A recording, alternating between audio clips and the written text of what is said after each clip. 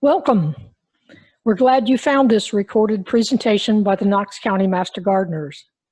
We are a volunteer community service group affiliated with the University of Tennessee, as well as Tennessee State University and their cooperative extension programs. The mission of the Knox County Master Gardener program is to educate and serve the community using research-based information on best practices in horticulture, environmental stewardship, and integrated pest management. One of the ways we educate is through our Speakers Bureau. We normally present to live audiences 4 times a month, with 2 topics being presented twice, once on a Saturday at a county branch library, and a repeat on a weekday at a county senior center. But with COVID-19, these are not normal times. During May, all 4 of our regular county venues were closed. The duration of those closures is expected to be 8 weeks.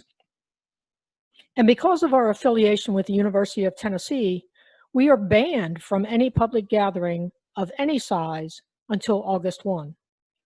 So, after sitting on the sidelines during April and May, we have found an alternate way to present the talks that we had on the schedule for June and July. It is likely that we will continue this alternate delivery method in August. We hope to be back in front of live audiences for September and October, and if we are, we plan to record those sessions. If group gatherings of up to 50 people are still prohibited, we will complete our planned schedule using this new format. On the slide, you see our website address and a portion of our website homepage. The website provides information on Knox County Master Gardener projects and activities, and includes a calendar of events. All of our Speakers Bureau talks are on this calendar and include the name of the presenter, the topic, and a brief description. For the talks given in this alternative method, you will also find the link to where the recorded presentation can be found. Thanks again for finding this particular recording, and now let's get started with the actual presentation.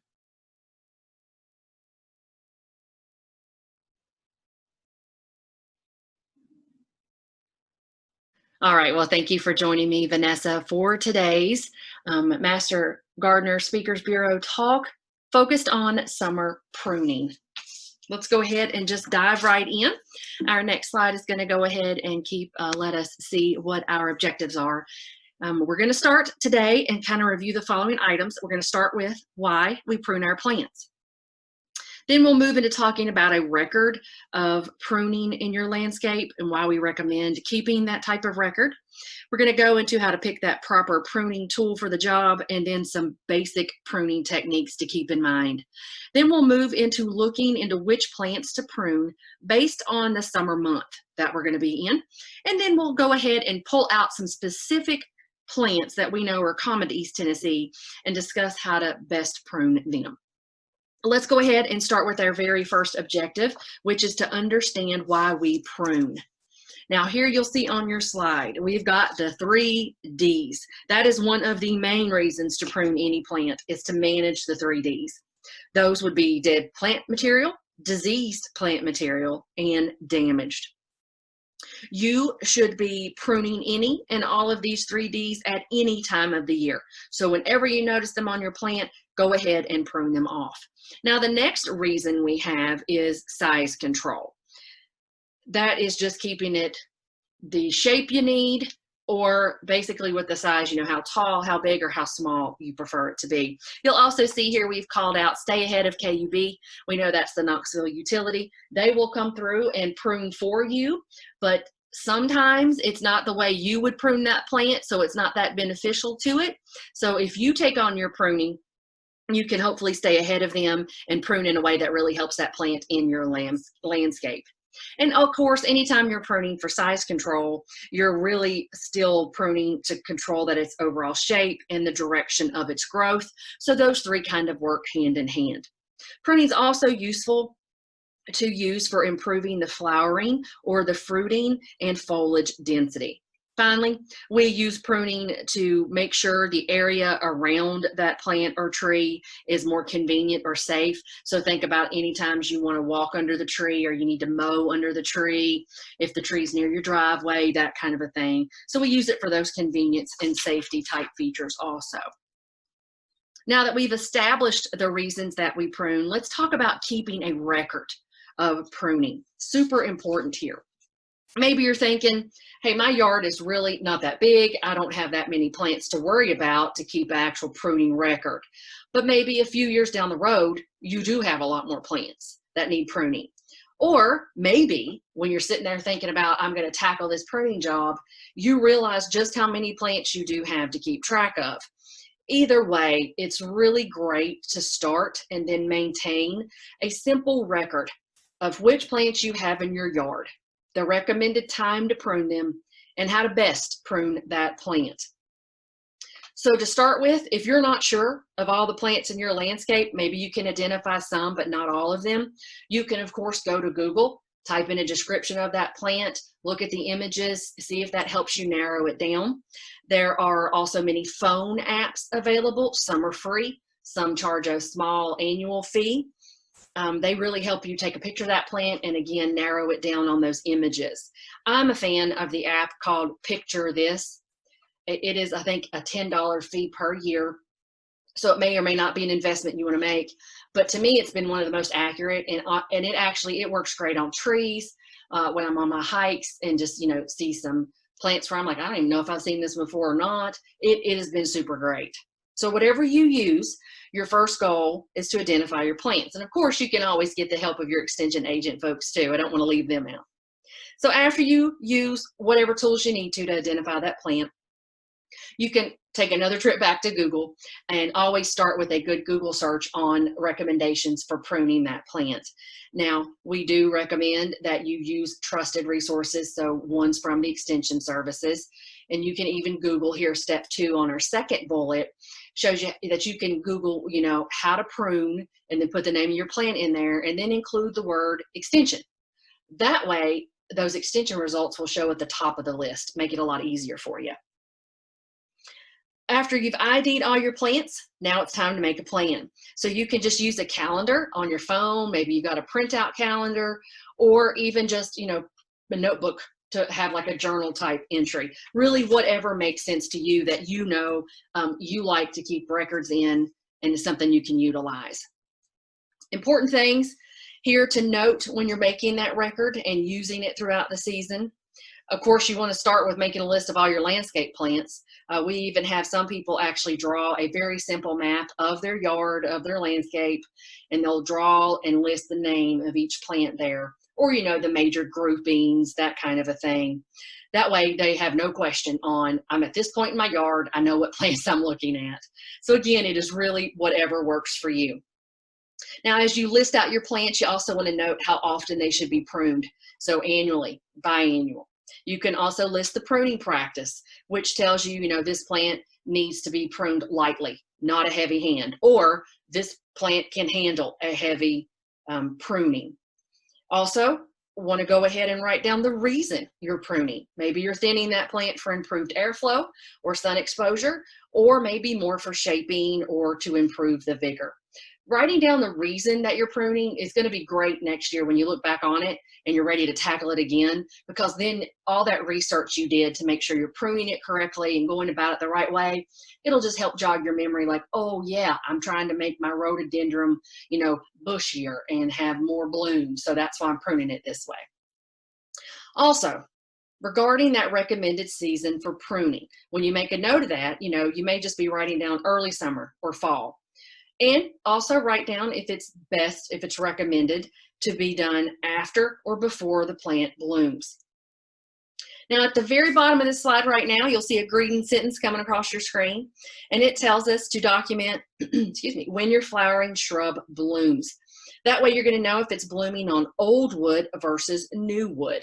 Let's go ahead and take a closer look into why this is very, very useful information to have and to make a record of.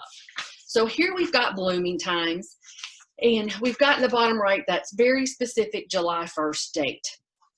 That's what we call our decision date in East Tennessee. It is very specific to East Tennessee, this July 1st date. And here's what you need to know.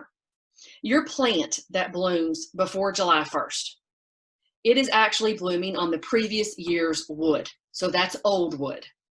We have azaleas, flowering dogwood, rhododendron, and forsythia listed here as great examples of that. Here, in this case, you want to make sure you prune after they bloom. If you prune before, excuse me, then you're actually pruning off this year's blooms, and you're doing more harm to that plant than just a simple, I'm going to prune you to make you better. Now, the opposite's true for those blooming shrubs that bloom after July 1st. We've got our examples here of the butterfly bush, crepe myrtle, hollies, hibiscus.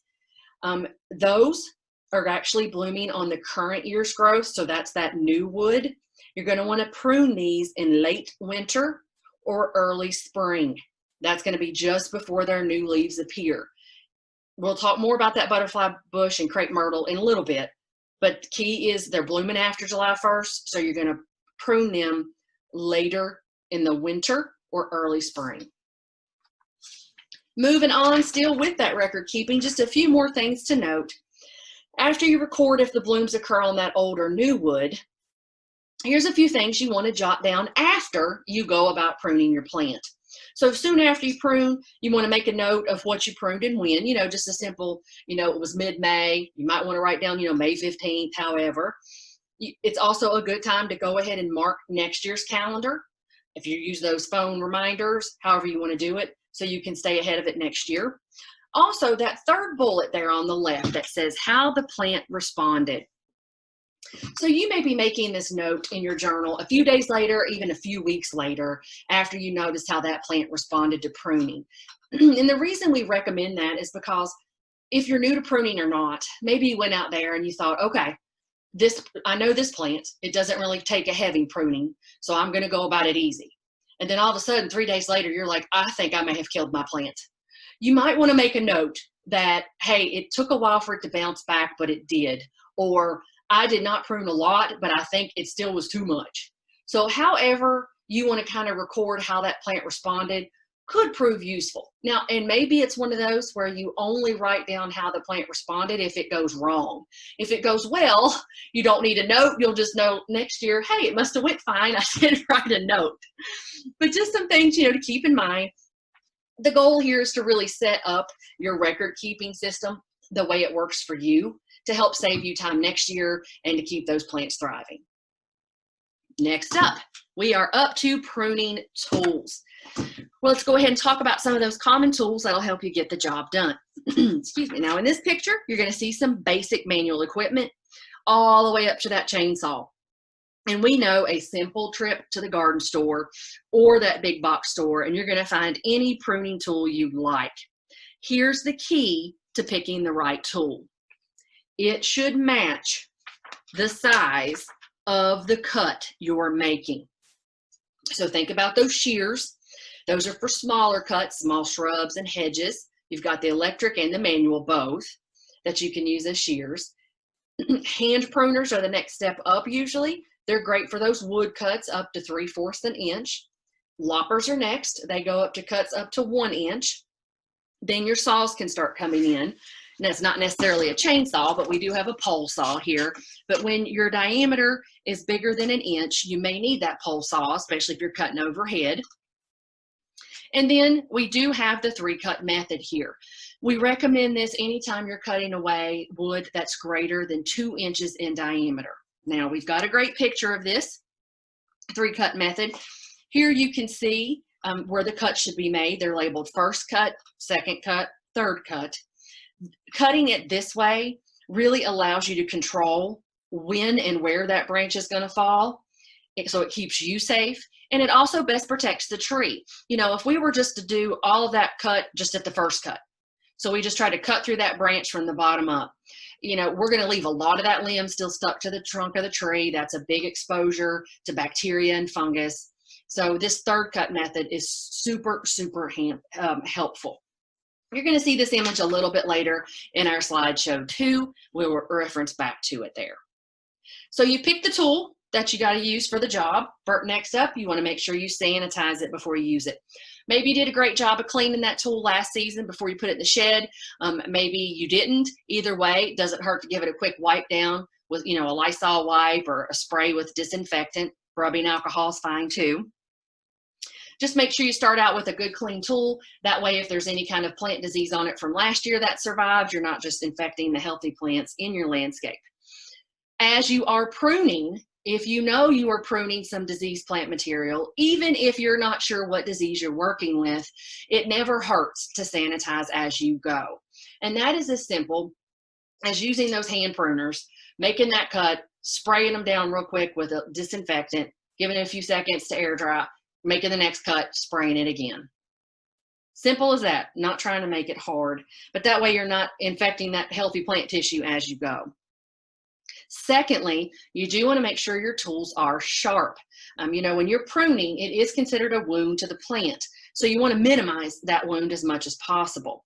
Tools that aren't that sharp end up kind of crushing that stem or that branch while it's trying to cut. So it causes a bigger wound. So sharper tools, the better.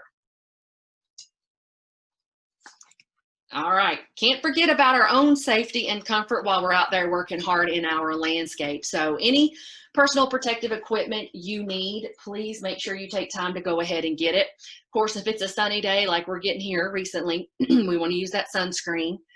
Safety goggles or glasses. So it doesn't matter if it's hot or cold out there. We want to make sure we protect those eyes. We've probably all been there where we went to do some pruning and you go to snap a little stem away and all of a sudden something comes flying at your face that you didn't know was on that branch or near it. So protect those eyes. We've also got your gloves, your hats, your knee pads, and your insect repellent listed here. But make sure you're safe when you go out there to prune. Okay, so we've got the plants in our landscape identified. We've got a good record keeping calendar going. We've picked our proper tool. We've looked at that protective equipment, and now we're ready to actually get into some basic pruning techniques. Here's the first rule of thumb you want to keep in mind, no matter what plant you're pruning. Take a look at it. Step back, look at it in your landscape, and kind of look at how that plant naturally grows. That's going to help you kind of determine what needs to be done when you're pruning. That second bullet, we can't stress it enough. Do not ask that plant to be something it's not by the way you prune. Think of your forsythia. It likes to grow in like a big, light, loose kind of spray plant, all like free love type of plant. You don't want to prune that plant in a way that you're saying, I'm going to expect you to be an upright, rigid plant. You don't want to do that. So work with that plant's natural structure. Third, start at the bottom. This is the best way to gauge how much you're pruning off that plant and to see that shape develop with each cut. If you start at the top or the outsides before you know it, you may have a lopsided hedge or this plant where you're like, well, I didn't think that was going to be taken off that much. So start at the bottom. Once you kind of got that good and shaped up, thin out anything in the middle if you need to, and then give a little haircut to any extra on the top that you need to remove. We do have here at that last bullet, do not make the mistake of starting at the top. So the bottom is where you want to start. All right, we've got 3 good examples of kind of foundational pruning things to look at a little bit closer, to keep in mind. So the first one is thinning. If you are looking at your bush or your shrub and your bigger plant, and your goal is to thin it to improve airflow or sunlight exposure, this is the visual you want to focus in on. So the plant on the left has those red marks. Those red marks represent where you're going to be making your pruning cuts. You make those cuts in those locations, and then you see the plant on the right is what's supposed to be left over from our pruning. So you can see how we have removed that material to really open up that plant. So if that kind of helps you know what your goal is when you're going to thinning, when you're looking at pruning. Next up is heading. So this is the visual for you if you're wanting to head out those flowers. Again, the red marks on the bush here to the left are your pruning cut locations. In this case, you're trimming back those major nodes in order to reshape that plant, decrease that plant height. Now here, it's really important to remember the 1/3 rule. We bring it up here, but it's true of pretty much any plant, tree, shrub, whatever you're going to go prune. And that 1/3 rule is simply to not prune away more than 1/3 of that total plant material in one pruning season. If you prune away more than 1/3 of that plant, you're actually leaving your plant with so many wounds to recover from that it's going to struggle. It's going to have a harder time to recovering and actually trying to thrive after that. Now, it could bounce back. It's just most likely going to take more time to bounce back. So if you're sitting there thinking, look, I just bought this property, I don't know when it's been pruned last, but it looks like never. Or, hey, I've been trying to keep up with my pruning, but last year was a hard year, I couldn't get out and do it. I really need to take off more than 1/3 of that plant. Please, please, please, if you can, just know that with those plants, you're going to need to spread out your pruning over the next few seasons. So prune away 1/3 of it this year, next pruning season, tackle the next 1/3. That way you're really giving that plant the best chance to be pruned in a healthy way so it continues to thrive in that landscape for you. The third final example of just basic pruning techniques would be shearing. And of course that's used to shape your shrubs and your hedges. So in this case, you want to taper them. So you want that base wider than the top. That's another great reason to start pruning at the bottom. So you can set that overall width of the bottom and then start to taper those cuts up.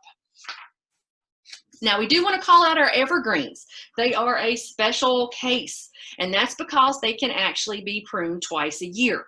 So when that new growth is young and green, we're thinking spring and we're thinking midsummer. You do not want to prune them in late summer or early fall because pruning actually triggers new growth. And that new growth, if you prune it late summer or early fall, it's going to still be too new and too young to actually handle the exposure to our winter cold. Also with those flowering shrubs, just wanted to give you a good visual here on where do I make that cut? How should it be? So the picture on the left is just our plant there. We point out the lateral bud and the terminal. You want to prune it back to that lateral bud or a large branch. Now we've got a growing direction there in the middle with that blue arrow. So we're growing straight up here. But the one on the right shows you that red hash mark again. So this is again where you want to make that cut. And you want to make it perpendicular, in this case, to that lateral bud. That's going to be a nice, healthy, clean prune cut if it's perpendicular. I've got another visual here coming up, of these proper cuts that aren't so proper.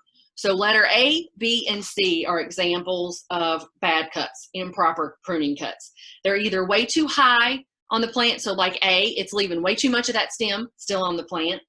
And then B and C, they're made at the wrong angle, so it's leaving that plant open to more bacteria, fungus exposure, that kind of thing. Letter D is the best example here. All right. We are up to looking at some examples of plants we can prune based on the month that we're in. We're going to go ahead and start with May, even though we know this presentation is being delivered and available in June. But that's because even though we mention, in this case, we start with rhododendron to prune it in May, that is just a ballpark. What we're saying is in the month of May, that's when you should start to think about, okay, I have those rhododendron in my landscape. I do have some boxwoods, and May is ideal to prune them. But we say it's a ballpark because you're still going to watch that plant and you're still going to pay attention to the way our weather's been this season. So maybe your rhododendron actually bloomed later than normal. Maybe it bloomed earlier. So you may actually be pruning your rhododendron at the end of May, not at the beginning or not in the middle. So when we say May, it may actually end up being a few days into June. Hopefully not, but that's why we're putting May in here. We're going to get back to rhododendron and these hedges a little bit later. But here you can just see these are examples of some plants that you can look into pruning in the month of May. Next up is June, and June does take us to our conifers and our narrow leaf evergreens. We can't forget about the beautiful trees in our landscape. You do want to start pruning those or looking at them and really seeing if they're ready to be pruned starting late June, and that may actually continue through July. Here we're pruning for that overall desired shape, just like we would with our hedge plants. And while we're pruning for that shape, we do want to make sure we're looking out for and removing any limbs that don't have new limbs or needles. They're not going to start producing them if they're not right now. So go ahead and prune them off. And we've got our pine candles pointed out there. You know, if your conifers or your evergreens in your landscape are young enough, they're small enough that you can easily get to those pine candles and remove them, you can. That picture's in the bottom left of a pine candle. When you take off the pine candles, it really helps the overall foliage growth. So it makes it a more fuller, denser tree. But we are in no way recommending that if you have mature trees in your landscape, that you try to get up on a ladder high enough to get away all your pine candles. It's perfectly fine to not well, I can't talk, sorry. It is perfectly fine to not prune those off. I tried to say it was fine, but I guess I don't think it is. But I promise it is okay. Next up, we're going into July and August still. This is when you can start looking at pruning your trees that we sometimes refer to as bleeders. By that, we mean that these trees release a lot more sap when they're cut than other trees. That's going to include your maples, birch, elm, you got snowbell, and even your dogwoods. So in that case, we always say that light pruning is best, which means less pruning cuts is better. So take your time on these. That might mean that you do less pruning on this tree this year and you come back to it next season to finish up. Just, you know, to be careful. Here you'll see we've also brought back that visual for the 3-cut method, because since we're dealing with trees, you're most likely dealing with those branches that are bigger than that 2-inch diameter size. And of course, anytime you're dealing with pruning trees or the larger limbs, you can always call in an arborist so they can help, they can give advice and all that good stuff on that. Still with July and August, wanted to touch base on our roses. Now here you want to make sure you're just pruning the leggy plants, and that's the plants that have those really long stems. That's why we call them leggy. Think about those stems on a plant you've seen before where it really looks like they were just reaching for the sun. So they threw out this really long stem before they threw out some leaves. That's a leggy plant. Prune away the leggy parts. And then after you prune, you want to make sure you fertilize, because that's really going to improve your fall flowering for your roses. Those hedges, this is where you can touch them up as needed. Keep the bottom wider than the top again. This is the second time you're allowed to prune them. Remember how we said that's kind of a special case. Brambles, which of course your roses, but your bramble berries. So think about blackberries and raspberries. Here is a good time to start looking at pruning them. So you want to remove the wood that bore any early fruit. And you can go ahead and cut those canes pretty close to ground level. All right, we are up to September, and guess what? You're done. You should be done with summer pruning. Now, based again on the season and how your plants are responding, you may be pruning a few days into September, but really the goal is to not be. Of course, if you're still seeing dead or diseased or damaged tissue in your landscape, go ahead and remove that. But for the most part, you are done with that summer pruning. You can go ahead and clean your tools and store them for winter. Now we want to go ahead and get a little bit more specific about some of those plants that we know are very common in our East Tennessee landscapes, and kind of talk about how to specifically prune those plants. So before we get to our first one, to stress it again, is you really, really, really need to know what plant you're dealing with. So identification, correctly identifying that plant is really the key to getting your pruning right. That's going to set the stage for everything you do based on the season that you prune and how you go about pruning it. So just wanted to give you that friendly reminder again. Now let's go ahead and take a look at our azaleas. We know they bloom late spring, and they tend to be a low maintenance plant. They really, really can thrive when you take off that old wood occasionally. So don't think that you have to do this every pruning season. I mean, you may if your plant's that mature and big enough. Again, keep in mind that 1/3 rule. So if they're responding and thriving to that old wood being removed occasionally, odds are you're kind of thinning that plant out. So if you want to think of it like a thinning type pruning technique, you can. And they can actually be headed to help you create that classic mound effect. Our boxwoods again, so back to our hedge plants, but boxwoods, we know there's tons of types of boxwoods out there, but overall they are a low maintenance group. This is the one where you can prune them twice a year, early spring or in early summer. You may just need to prune them once.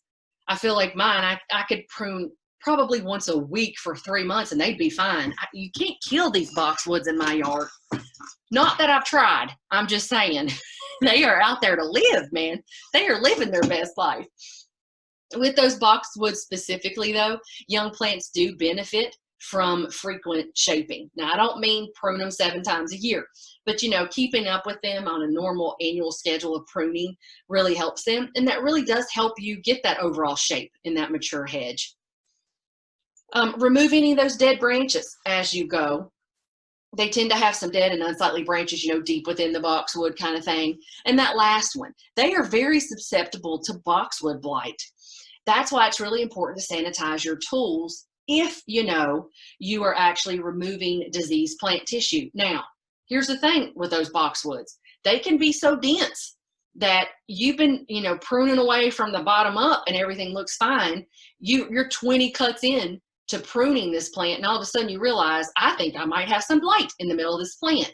Well, if you haven't been sanitizing your tool as you go, then you may already have cut some blight stems and now you're spreading it. So anytime I'm out there pruning my boxwoods, I do sanitize as I go.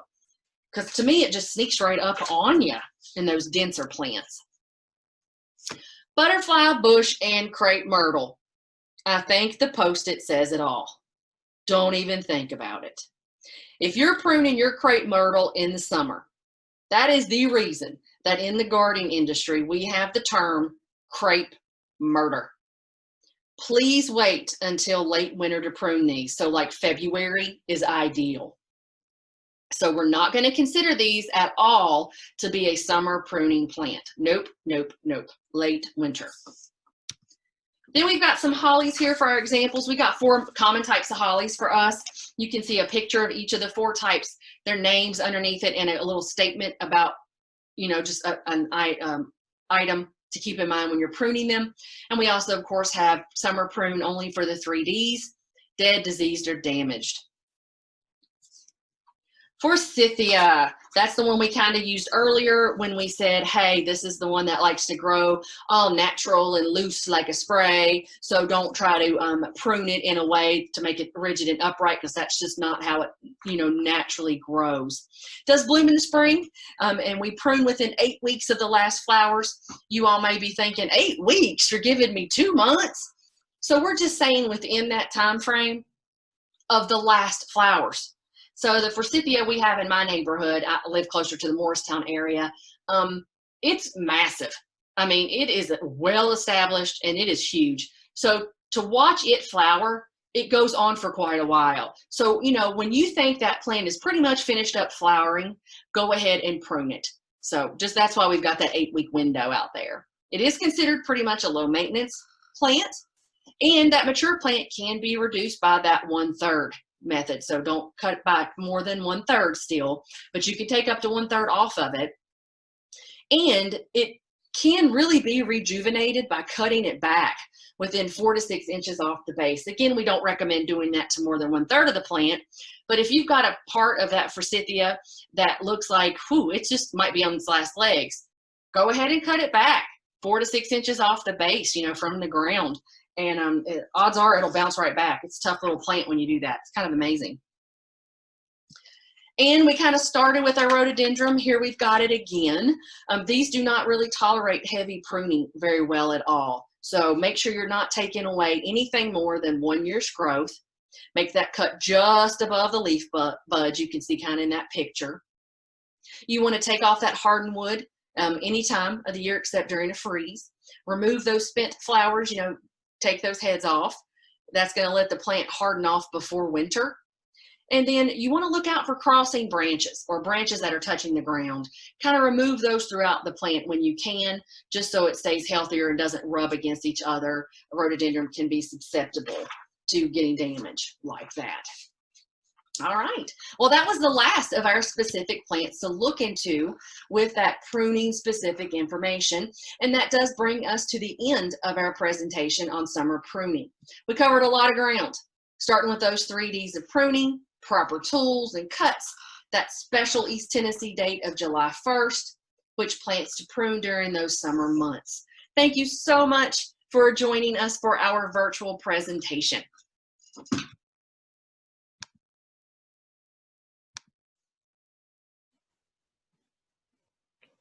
We hope you enjoyed this presentation and that you learned something that will help you in your gardening endeavors, whether that means more blooms on your flowers and ornamental shrubs, attracting more pollinators to your garden, or improving your vegetable production. As we were not able to field your questions today, we want to close by offering you some ways to reach us. As you can see on this slide, we have a presence on Facebook. You may post questions to either of these Facebook pages. Feel free to upload a photo, especially if it helps to describe the problem you have.